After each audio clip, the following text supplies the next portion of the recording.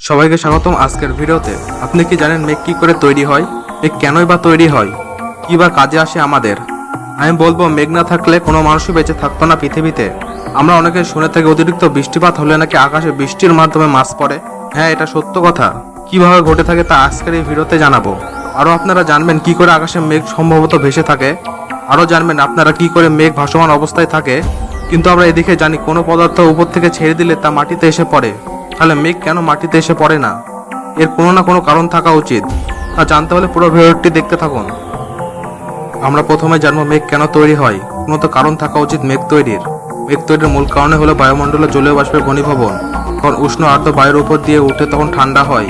তখন এর মধ্যে থাকা জলীয় বাষ্প ঘনীভূত ক্ষুদ্র জলকণা বা বরফ স্ফটিক্সে পরিণত হয়। একটি নির্দিষ্ট উচ্চমাত্রায় গিয়ে ভেসে থাকে এবং একে আমরা মেঘ বলি।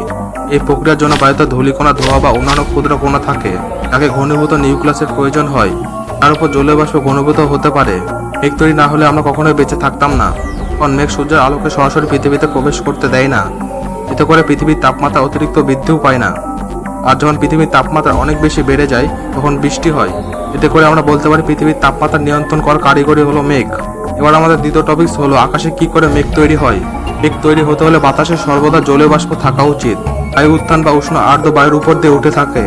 এই বায়ু কম ঘন হওয়ার কারণে চারপাশে শীতল বাতাসের উপর দিয়ে উপরে উঠতে পারে।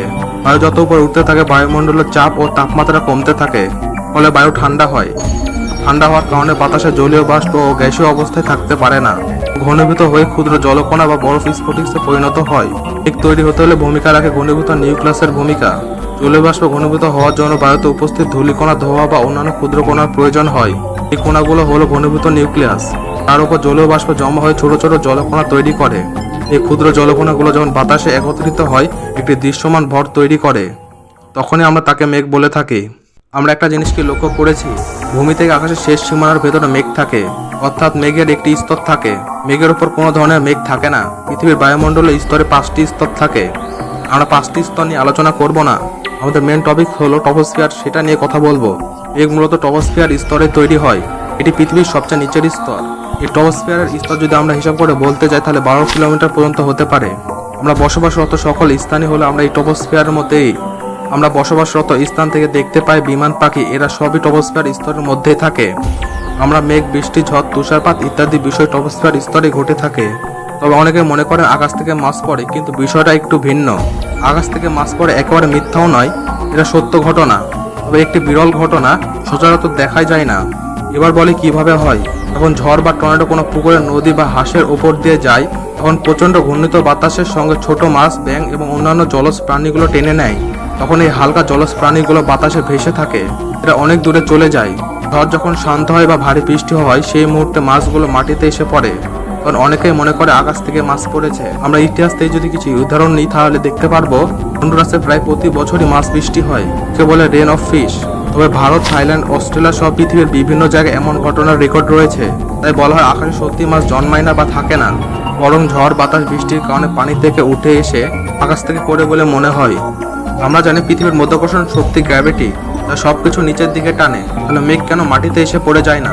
কারণগুলো হলো মেঘ আসলে হালকা জলকণা আর বরফ কণার সমষ্টি।